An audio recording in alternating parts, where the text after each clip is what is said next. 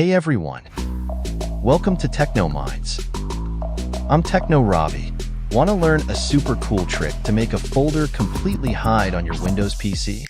Stick around, and I'll show you how to do it in just 3 simple steps. Let's go. Step number 1. First up, let's create a new folder. You can put it anywhere you like: desktop, documents, you name it. Step number 2.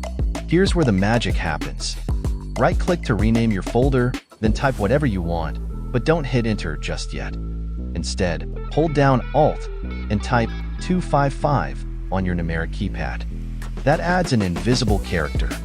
Boom! Your folder now has no name. Step number 3.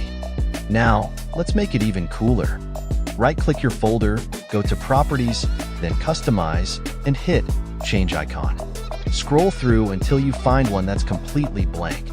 Select it and click OK. That's it. You've just made a folder with no name and no icon. Completely hide. You can hide anything in here, and no one will ever know. Pretty neat, right? If you found this trick useful, don't forget to like and subscribe for more awesome tips. And hey, let me know in the comments what you plan to hide in your invisible folder. See you in the next video. Jamada.